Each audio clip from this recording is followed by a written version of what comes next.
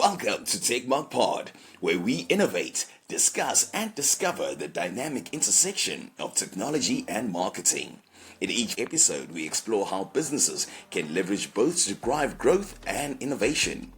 Meet Alvin, our esteemed host for Take Mark Pod. With over 15 years of experience as a renowned marketer, project manager, and software as a service architect, join us as we uncover the unique value proposition of integrating technology and marketing strategies, helping you stay ahead in this fast-paced digital world. Hi everyone, welcome to TechMark Pod. Today we have a special episode, I should call it. We have Emmanuel. Emmanuel is a WITS lecturer. So Emmanuel will delve into what he does at WITS and what he lectures on. But what's more important for me personally is being able to sit with Emmanuel. It's a milestone as a marketing graduate. I've always wanted to go to WITS, Emmanuel. So I don't know whether I should put this as part of my what you call it, Maslow's hierarchy of needs. Yeah. Right. It's quite an achievement to be able to have a podcast and be able to talk to a lecturer. This is how many years I left university. Okay. It's been a while. Yeah. I graduated in 2008, and here I am. And Mano, thank you very much. I want to say thank you very much for even taking the opportunity or the time to come through to sit with us, and from your busy schedule. Yeah. Yes. So Emmanuel, you can introduce yourself. Thank you very much, Alvin. So, as you said, my name is Emmanuel Quaye. Yeah. I'm a lecturer at this business school. This business school is a school within the University of Witwatersrand, which is a well-established global brand. And so in the business school, I am in the management discipline. And the management discipline comprises of various units. That is accounting and finance, economics. We have energy leadership. We have digital business unit. We have philanthropy. That is CAPSI, which is a unit that focuses on social investment and philanthropy. And we also have executive education, which is a very core element of our school. And within all these units, I am in the marketing discipline, I would say. And so that is where I teach marketing. I'm also the program director for a program called Postgraduate Diploma in Business Administration, where it's more or less like your honors program. Those who are coming out of university, they finish 3 years undergraduate, and then they want something to do with their lives. Somebody does chemistry, physics, history, biology, or even political science, but they want that business acumen. So instead of doing the research component of the honors program, they come to the business school and do courses such as marketing, design thinking, analytics, human resource development, economics, and financial management, accounting, and so many different models that prepares them for the world of work. So that is what I do. In terms of research, my research is mainly in the area of consumer behavior, digital marketing, international marketing, and a whole lot of recently in corporate ethics and how brands can develop conscience. And so, basically in the nutshell, that is what I do. After you mentioned consumer behavior, so I just want to take you back when I was in university. I think that was one of my best modules. I loved consumer behavior. And now that I'm talking to you, I think we'll delve into that, right? Yes. But I think let's start discussing on AI. I want to jump in straight to AI. Okay. Right? This introduction of AI into the industry or into the world, basically, these technologies come and disrupted almost each and every industry, and education is not an exception. Yes. Right. How are you dealing with the challenges, or I should say with AI? Because a student can write an assignment using any of the AIs that are available. Yes. How do you mitigate those challenges? All right. So, like you said, AI has come to revolutionize everything, including education, as it's becoming a blessing in disguise, but also it can also become a challenge, right? Whereby students might want to use AI for everything, including solving their exam questions and trying to work through their assignment. So the policy at the moment is not to say that don't use AI. Yeah. Right. I mean, you can. I guess you use AI in your everyday work. Yeah. Yeah. I use AI. So you cannot say that students should not use AI. Yeah. But we encourage that they use it judiciously. You don't use it to write your exam. You understand? You can use it at the initial stage to sort of explore ideas, try to understand the concept. For example, if you're thinking about consumer behavior, what is consumer behavior? You can ask AI to explain it to you. Maybe there are some concepts you are not too clear about. You can use it. AI can develop a full-blown marketing plan, right? Yes. Digital plans, put it in Excel, very fine, detailed, to the minutest level. So that's where we are. You cannot tell students don't use AI. It will be unfair on their part, but you can use it to understand concepts, to learn. But your sense of agency, application, using of examples, that is where your own, creativity and intuitiveness come in. So use AI, but judiciously, and also this is a very fine line when you ask students reference your source. I don't know whether if you're a manager, your subordinate references AI, how you're going to look upon the work. So, but we encourage that it's important that you sort of attribute your sources. Some of the portions you use it with AI, but it's a gray area. So we are still learning. We're still looking at how we can, from a university point of view, we have policies on, on the usage of on AI. the usage and all of that. Yeah. Interesting. So, 2008, I graduated with the honors in marketing management. Okay. Right. Fast forward, 2017, we started a digital marketing agency. Okay. Right. What I see the difference is marketing management. What I studied didn't have digital marketing in it. 2008 was part of the evolution of technology when social media was coming up and all these other new technologies are coming up. Yes. You understand? And to disrupt marketing in a way, which is maybe the birth of digital marketing, I should call it. But until today, I see that maybe some institutions are still teaching the same modules or material in marketing management, excluding digital marketing. Digital marketing, yeah. So my question to you as a lecturer, it has nothing to do with the VITS per se. Yes, definitely. It's a general question. It's a general question to say, do you think that the educational material is evolved enough to catch up with what's happening in the industry or making a student industry ready or work ready? Yeah, thank you. I think, yes. And I won't speak for, like you say, you refer not to say that you were talking about VITS, but you see that most of our at VITS where I teach, so I can speak to that. That's fine. Yeah.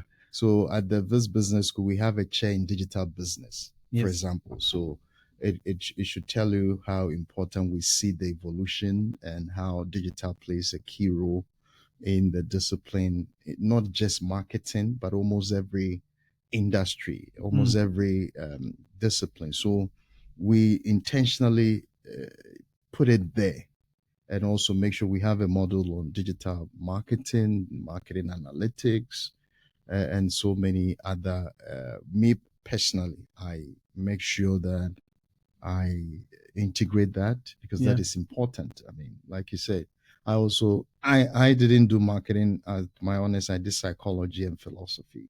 And so over the time, we also did professional marketing training, and then master's and PhD. So you cannot be an effective marketer if you don't understand the technology aspect of marketing, including digital.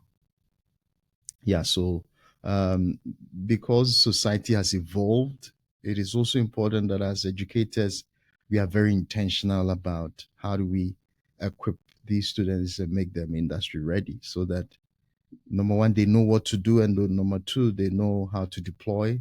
Even if they are not the ones doing it, they know what kind of solution they can bring to the business. Yeah, so that is what, if you want to give your students or your executives that edge, it's where we say at this we give you the edge.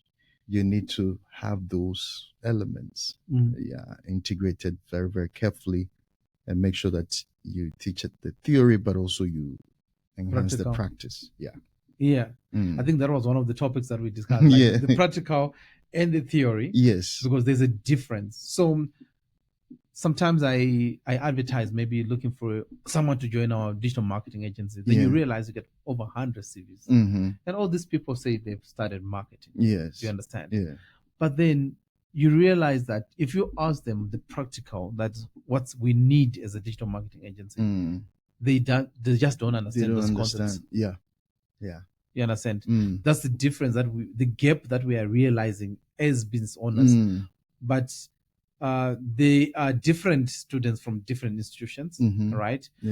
We can talk of other institutions that specialize in digital marketing, and then other institutions like WITS, and then other institutions that maybe not so popular, but they are still maybe sticking to the old curriculum of doing things. You know, that's what my experience has been. That's what my experience has taught me. So you mentioned psychology. So I've seen quite an interesting drift of people that have studied psychology, and they kind of like marketing. Move into marketing. And then you mentioned that you are head of consumer behavior, and that ties to psychology. Yes. So there's a lot of psychology in marketing, right? Let's talk about that one. Marketing is about, psychology is about understanding human behavior, right? At the emotional side, at the mental side. And so it's a thought process, the feelings, and then the actions, which is, and marketing is about understanding human behavior in the marketplace. You understand? So you did mention Maslow's hierarchy, right? Maslow's hierarchy is one of the fundamental concepts that we use to teach people's needs. You understand? What drives people? What drives people to buy is because we have needs. Right? The needs. So we have basic needs, we have social needs, we have prestige and all kinds of needs. We have relationship needs. And then we have self-actualization. Somebody will buy a watch for 1.5 million. Somebody buys a car for 5 million. Somebody wants to go to school. Somebody wants to be a chairman and all of that. Somebody wants to give to corporate non-philanthropic needs. That is psychology, right? We talk about attribution. We talk about decision making. We talk about emotions, feelings. We talk about sensory marketing. How can we design this space so that when people come into the shop or into the business, they can spend? Music and consumer behavior. And so fashion talks about fashion and self-image, prestige, perception, memory. These are all thinking. These are all concepts that are important for psychology, that is relevant in marketing, and that's what we tend to focus on. So anybody with strong psychology or social science background can be trained to be an effective marketer, because marketing is a science, right? And it's also a practice. It's an art and a science. And I say that marketing is very complex, and it can also be very fun to do. It can. I think there's a very much in-depth understanding of what marketing it is. But you see now the difference, the way you understand marketing at a higher level is not how possibly some business owners understand marketing. Yes. When they think of marketing and they allocate a budget to marketing, it's as thin as this. Yes. Because to them, maybe marketing is not making sense. Exactly. So there's a whole educational process, or what you need to take your client through a journey of understanding the benefits of what marketing it is and what it means for their business. Exactly. And the return on investment, even though it's not overnight. Yes. It looks fictional. Yes, it's true. So we're talking about the theory part. So let me talk about a little bit about the theory part and show you how the theory is important. Yeah. And then we bring it to the practice part, right? Yes. So marketing's job is to create value. True. Okay. Marketing is not to sell. Selling is just one aspect of marketing. Can I stop you quickly? Thank you very much for saying that. Yeah. I've explained that for so many years. Yeah. We are not salespeople. Yes. We are marketers. Correct. But people don't understand, or our client don't understand the difference between selling and marketing. Yes. You can continue, but I just wanted to make sure that we capture that moment. Very true. So marketing is a value creation function within the organization. I was teaching one class sometime and somebody said that all the functions are value enablers. Marketing is a value propeller. Marketing propels value. Yeah. You understand? If you're making sales of, say, 100,000, you want to double sales, you go to marketing. And of course, sales. So marketing is a value creation function. Marketing is supposed to create value. Marketing communicates value, and the marketing delivers value. So when you think about what is the value creation, how do we create value? You have to understand what is value to the customer. When you ask the question about what is value, then you ask the next question, why do customers buy from me? Right? So that is the value conversation. Do they need to get their products delivered same day?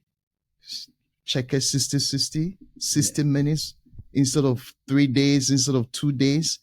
All right. So all disclaimers observed. I'm not promoting it business. But when you think about all these things, because it's the value that is making Checker 60 more prominent, right? Yeah. Before you have to wait 2 days, 3 days, but you say we can do it in 1 hour, not just even the whole day. Yeah. All right. So that is a value, convenience, speed.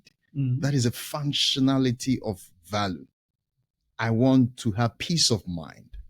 I want to have safety. I want to show my friends that I have arrived. That is a social value, prestige, the benefit in the value experience. Goodwill is not just for the product, but the experience, the taste. You understand? We buy certain cars, luxury brands, because of the image and the prestige. So you have to always think about what is the value our business is creating. What kind of value is TNG creating to make the marketing function much more seamless and easier, so that you focus on your core business as an organization. That's the value concept. And then we come to the value communication, where much of our spend goes in terms of many companies, which is advertising, communication, sales promotion, direct marketing, digital marketing, email marketing, database marketing. You understand? Publicity, PR, all those functions are designed to communicate the value through your value proposition, through your promise to the marketplace that I want to create this value and this is how I want to. And then, of course, we talk about the delivery. How do we exchange value? How omni-channel, direct marketing, click and collect. Yeah. All those, and of course, payment systems. So when you think about all these functions, you have to think about how this marketing comes in. How do we conceptualize the value? How do we understand the evolving nature of consumer behavior? Consumers have become more informed, more energized. They are more connected. So you have to follow them. You have to understand their behavior. You have to know your customers and try to create that value they are looking for in an ongoing conversation. All right. Yeah. So that is how marketing is important. And that is the theory of marketing. Now we talk about the practice, where some of these podcasts and all these things come into play. So Correct. It's a 360 degrees. It's not just sales. Sales is just an aspect that converts. Once you have done all these things, it is the sales function that says, now show me the money. Yeah. Interesting. I think I feel like I'm back back to school. Yeah, back to school. So I mean it's almost like I think I mentioned it earlier. When I register then to come to VITS, then it becomes self-actualization. So for me, it's not the Ferrari, but the self-actualization is for me to come to VITS to my master's. Yes. You know, it has been a long time thinking of how or when am I going to do the master's. Okay. But I think I'm getting ready to come back. Okay. I'm sure today's conversation is getting you excited. It's getting me excited. I already knew that this conversation will be excited. So the practical part of that marketing that you're saying is when you come to Symboti Digital, which is the digital marketing agency, right? Yeah. So X company comes and says, okay, so we want to deliver products in 1 hour. So what does Symboti does? Symboti is a digital marketing agency.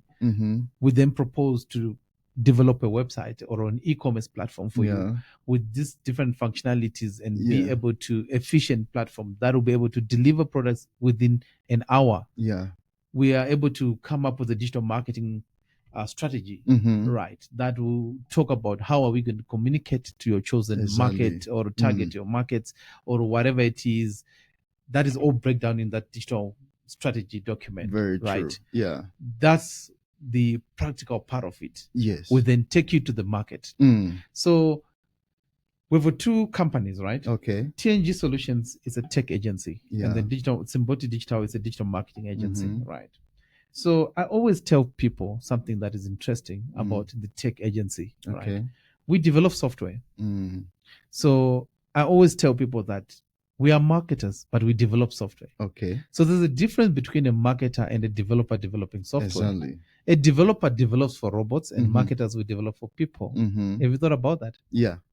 You can say it that way. Yes. So your job is to sort of be more practical and sort of move the marketing concept into an actual product delivery. Yes. But let me add this.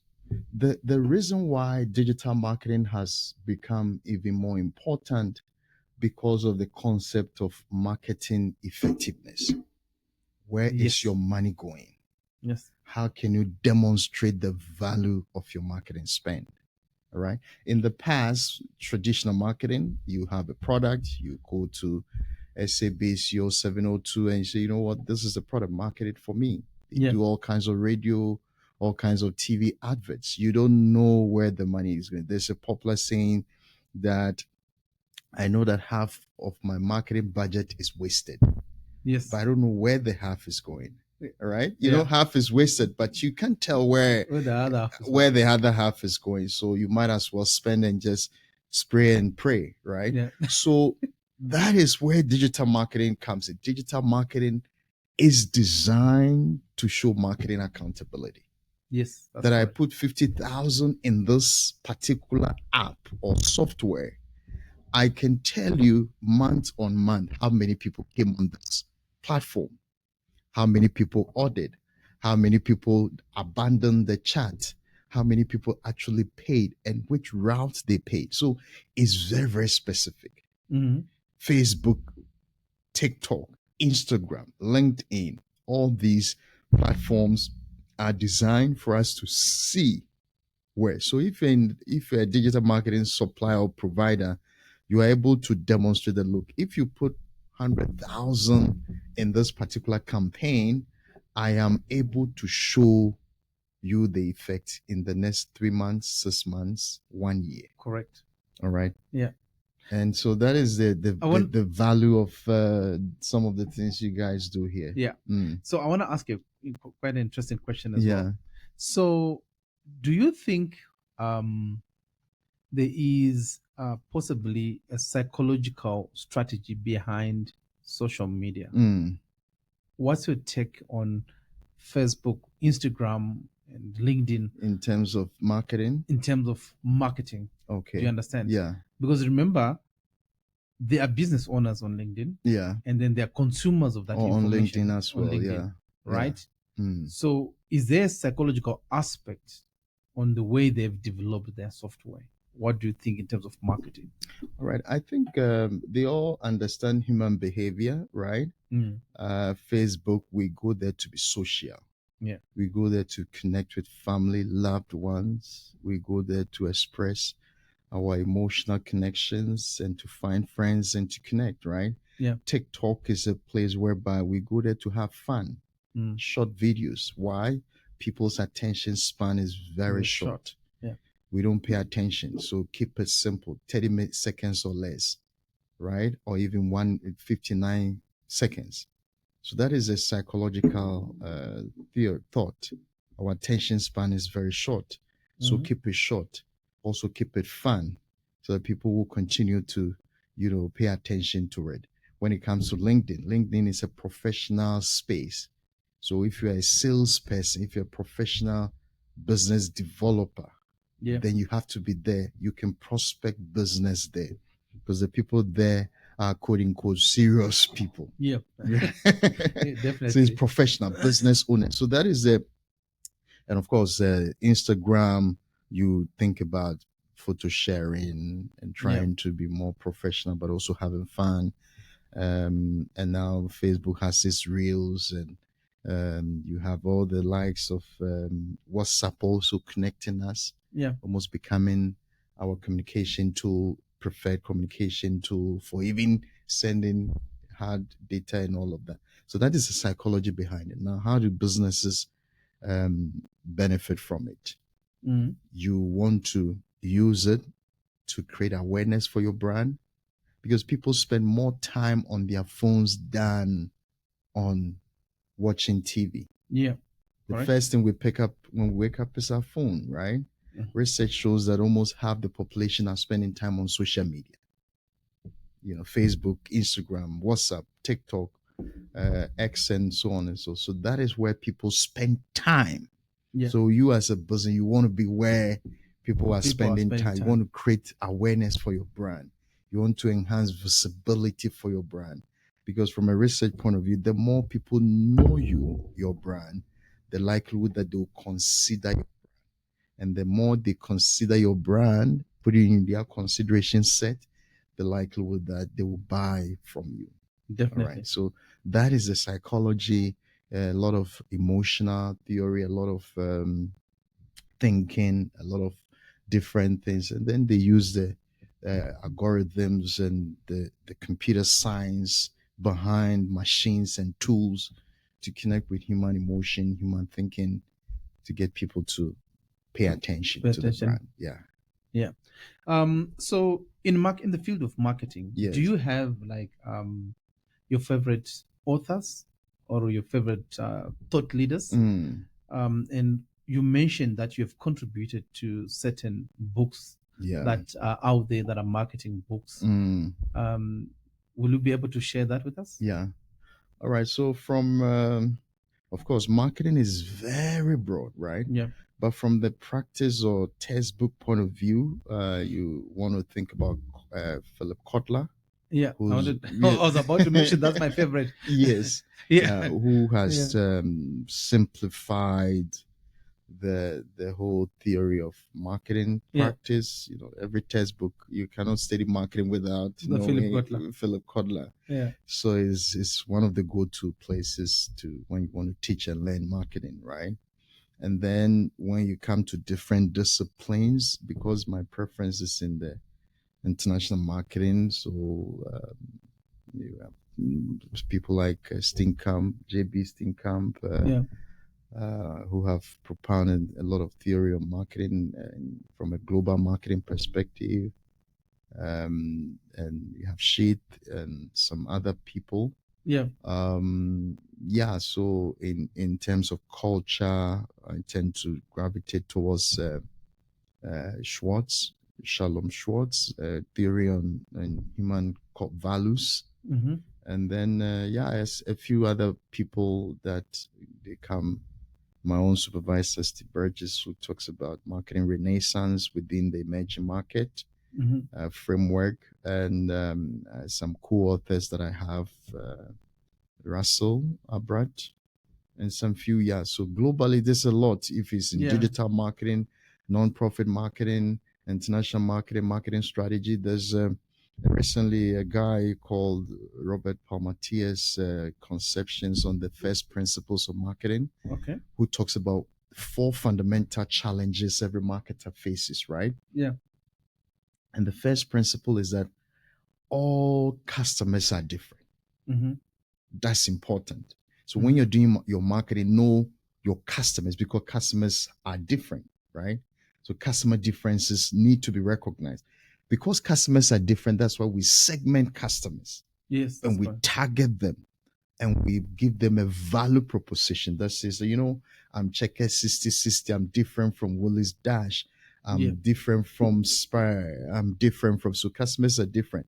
And the second principle is that customers change. Yes. Because customers change, you as a brand, you need to innovate.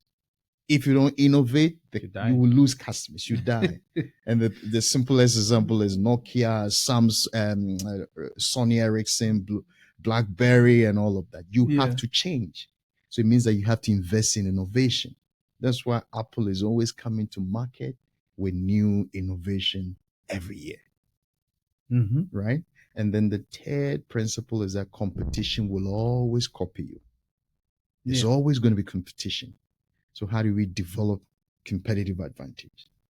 And the last one is that as a business, you don't have all the resources. The resources are going to be limited. So you need to demonstrate how you spend your marketing budget. So you do resource trade-off. How much should we put in radio? How much should we put in advertising? How much should we put in social media? How much should we put in sales team? How much, and how do we demonstrate the return on marketing investment? So these are 4 fundamental principles that I teach in my MBA marketing class, in marketing in a connected world. Consumers are connected, but how do we show customer differences? And how do we deploy digital tools and frameworks to sell to the market? So it's called the marketing based on the first principles.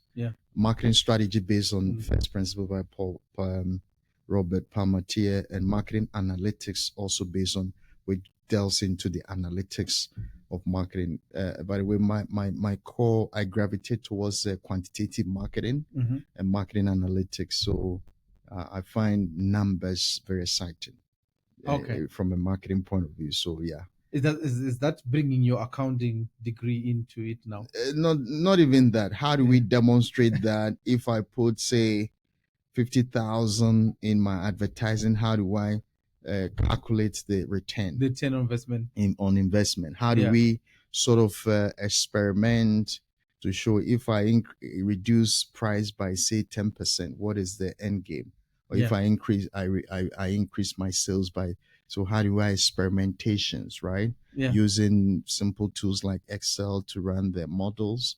How do I show that if I put so and so amount of money in my advertising, if I hire 5 salespeople, what will be the return?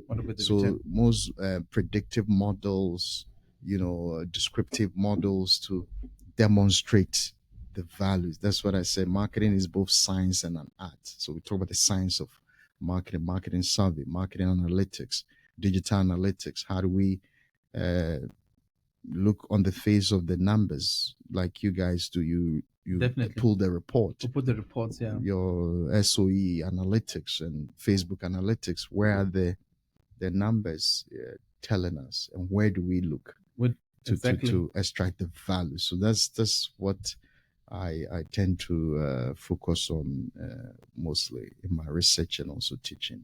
Okay, that's interesting. So I think a month ago, I was watching Philip Kotler lecturing in a Chinese, I think it's a conference or something like that. So he speaks of the new marketing. Yes. So he said internal or employee marketing is the new marketing. Yeah. You understand? So when I reference what he was talking about and what I understand in marketing or PR, actually in PR. Yeah. In PR, they mentioned that one of the most important person in an organization is the person who's inside the organization. Yeah. If the person in the organization says something that is negative, Yes. it's the people would most likely gravitate to whatever that has been said. But Philip Kotler advocates for the employee marketing. I don't know what you think about employee marketing. Very, very. So in the very good. So in the discipline aspect, we call it internal marketing. Internal marketing, yeah. Yeah. So how do you deploy your employees to deliver value? So they are, from a stakeholder theory perspective, employees are another important stakeholder in the business, right? So make sure that you treat your employees fairly. You design this environment so that they can function. You provide the tools, because if your employees are not happy and they don't leave the brand, they don't advocate the brand, it'll affect the customer experience. All right. So that is the whole area of making sure that you communicate adequately, you communicate fairly, you involve them, you create value with them, you empower them, you support them, you train them, you invest in your employees. And then as you grow them and you empower and build them, it'll eventually contribute to their value creation. Again, the concept of value. Yeah. Right. Value is always there. Yeah. Value is always there. So what is it that we do for employees so that a satisfied employee will also deliver? I mean, all things being equal, will always also is supposed to. There's a concept in services marketing called the service profit chain. Yeah. If the internal systems are good, it will affect how employees deliver value to the customer, and the customer in turn will the reciprocal. Very good. Okay. Very good. So every great organization has very, very well trained, well empowered employees. Investing in your employees is no waste of money. It will definitely. So that's why at this business school, one of the elements that we see is executive education. See, most companies that value the employees will want to constant, continuous training and improvement to get them up to date. Some of these conversations with the right tools, so that they can deliver to the customer in the end. Interesting. Yeah. You spoke about market segmentation, right? Do you think that it's maybe I know there's literature that has been already been written on our market, which is the African market. Yes. Right. But do you think that maybe it's time to democratize? The word is running out. Democratize the education in a way that we build on our own African marketing literature and teach on marketing literature. Yeah. We're doing marketing in an African African way. Right? And we need to understand the African market, which is our biggest segment. Yeah. Not saying that we are not going international, but there should be a choice whether you do the marketing in Africa or you're going international. Yeah. And maybe building our own literature, in as much as they are thinking of building an AI factory just down here in Midrand. What do you think about that? Okay, very, very good question. So because I specialize in international marketing or global marketing, it's very, very important. This question always comes up. The concept of localizing our marketing. All right. It is a great idea. But you realize that we live in a global space. Yeah. Okay. So it's important that we develop theories and concepts that are relevant to our own marketing situation. Yes. So the concepts of, for example, Ubuntu becomes very useful, right? From a cultural point of view, I am because you are. You are because I You are. am. Yeah. That kind of conversation. So the concept of tradition, the concept of collectivism, staying together, promoting oneness, community, sense of community, and helping each other. Those are very important themes that, from a marketing, localizing our marketing becomes useful. Our cultural norms, our beliefs, our values as Africans, Yes. very, very crucial, right? Yeah. But that doesn't mean that we should not be conscious of the globalized marketplace. True. That's why we talk about the market consumer and the connected world. Yes. Right. So issues of global identity, connectedness, and I'm sure we'll talk about later on green marketing or sustainability marketing. Yeah. All these becomes important. But there's a framework that recently has become useful that I normally also teach, right? Yeah. It's called the 4 A's of marketing Okay. in the emerging market. So emerging market are our markets and Yes. other Asian markets, markets that people are now entering into wealth for the first time. So you talk about imagine somebody goes the first time in their family. In Africa, it's very common. I am one of them.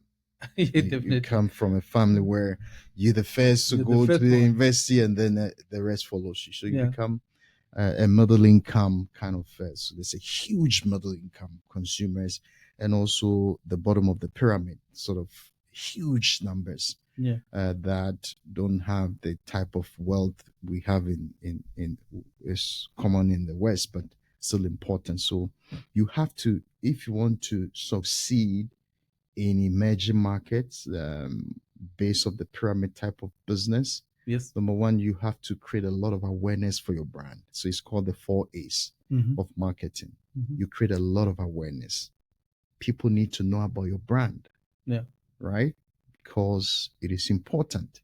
Brand equity thrives on awareness and image. So create a good brand. Yeah. Build awareness, promote the brand as extensively as you can. Of course, you need to understand your target audience and what you sell into them. Yeah. That's the first one. Build a lot of awareness. Number two is that as much as possible, try to make your products affordable. Base of the pyramid type of marketing. Make your brand a little bit more affordable, right? And then the third point is that make it accessible, easily available. Customers can get access, they can lay their hands on it. Accessibility is important. Distribution becomes very critical. And then the last one is that make it very, very I've talked about accessible, I've talked about affordability. Yes. I've talked about make it awareness, yes. make it affordable, make it accessible. Availability. That's the distribution. Accessibility is that put it in the right frame. That's why in many African countries, brands such as Nestle will produce sachet type of products. Okay. Instead of making it bulk. It needs to be affordable. Okay. Small bits and pieces. Okay. So 4 is very important. And that is how the marketing evolves within the emerging marketplace. Oh, okay. Cool. I think I wanted to ask another question. Yeah. Because we're running out of time. Yeah. Okay. So you mentioned that you wanted to mention about sustainability, right? You want to talk about sustainability. You can go ahead. Yeah. Let's talk about that. Yeah, very quickly. So, because marketing is evolving and companies are struggling to find a source of differentiation or gain competitive advantage, sustainability marketing or green marketing has become very, very important aspect of where companies are now taking care of the environment, promoting recycling, and promoting purpose and all those becomes important. So the other day I was walking and I saw a track from Willis says that we are green to the core, right? Yeah. And you can see that Willis is a preferred brand. Sometimes we don't even think about it that way, but some of the things has to do with their green, their sustainability, the freshness, the green, and all of that. Yes. You see, so that is also one of the ways that brands that showcases their sustainability spend and sustainability commitments giving to society, doing good by society becomes another source that companies can generate competitive advantage. So just to jump in on Woolies, right? A few years ago, I visited a farm in Gauteng, but it's a farm in Gauteng. They do contract farming for Woolies. I don't know if Pick and Pay and the rest, they do that, but I was intrigued by the fact that Woolies manages the quality from the field. Okay. Yes. To the store. Yes. Yes. You understand? Yes. Which is something that is different from possibly if you think of saying I'm opening my own grocery store. Do you understand? Very true. So from the field, the entire value chain. Yeah. By the time when we eat that lettuce, they've got people that have checked the quality of that product till it ends to the final gets consumer. to the store. And when you ask customers or students, do you perceive Woolies to have that freshness and quality? The answer is yes, majority of the time. Why do you go there? It says the quality, the freshness, and all of that. Yeah. And I had a student who actually said that he was involved in the entire value chain, and they have strict standards that if you don't comply, you don't get the next contract, right? That's you have correct. to follow very fine, detailed standards of, in fact, the soil and the packaging, everything, so that they get it right. So that is one of the ways that brands are beginning to see the value. Customers might not say it to you and say, price is more important to me than any other thing, but you see that by and large, a lot of customers are beginning to value brands that are green, that are sustainable. The likes of Body Shop, globally, thriving on the whole value proposition on being responsible and all of that. So that is some of the ways that brands can, differentiate themselves. Any final remarks from you? Marketing in the future. Yes. I think we didn't have time to talk about it. Marketing, the future of marketing. The future is very exciting. Those in marketing have an exciting period because digitalization is going to lead. So if you're in the marketing chair, you need to professional development, understand the tools. I was in the US recently, and we went to a particular university, and they actually make sure that their students are certified by brands such as Google, Meta, HubSpot, Hootsuite, certification before you finish the marketing degree. That's actually better. Yes. And it was fascinating. I've been thinking how to make sure that it's become part of my deliverable. So automation is going to lead. Use of chat boxes, use of AI agents. Yes. I saw an ad. I don't know if you've seen an ad from Puma where the entire ad was designed. I actually reposted it on LinkedIn. Yes. The whole video was features, by automation in terms of AI, in terms of sales, prospecting, ads, design. So automation is going to lead. And so as marketers, we need to constantly, I have LinkedIn Learning. I subscribe. What's the next thing? What's the next thing? What's the next thing? So it's important that we show our value to the boardroom. That's my last comment. Yeah. Most of the time, marketing is left out of the boardroom. Yeah. When we are talking about serious matters, right? You say, oh, you can come and present your marketing strategy, there you go. But we need to be in where the conversations are. While you're mentioning that, a client has requested me to come and present. And go. I can give you 2 hours. So, yes, that because we don't focus on numbers. Right. Our accountants are in the boardroom, our CEOs, because they focus on numbers. Marketers, we don't talk about, we talk about stories. And that's why we sometimes lose the essence. So you need to appreciate numbers. You need to be part of the conversations that drives the value conversation. True. All right. Yeah. Definitely. So those are my last comments. Yeah. Emmanuel, Thank you for coming Yeah, through. it's It a has pleasure. been It's a pleasure. third long episode, and I'm excited about this conversation. And Thank you. I feel like we're gonna have more conversations. Yeah, definitely. We There are a can- whole lot of areas we can different dissect. sections, Yeah, yeah, and we can dig deeper, dig deeper. into And them. oh my goodness, yeah, it's been.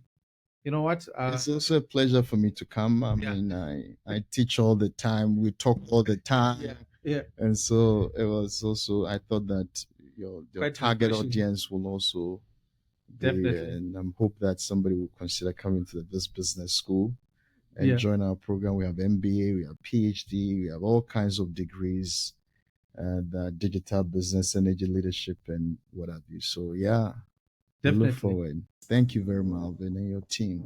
Thank you very much. Thank Much you. appreciated, All sir. right, all right, great. Don't forget to subscribe, engage with us, and we hope that you want to go to Viz Business School. That would be awesome. I mean, to basically. And I hope to see you. Lee do be there at Viz Business School as well. Yeah. So thank you very much for watching this episode. See you in the next episode.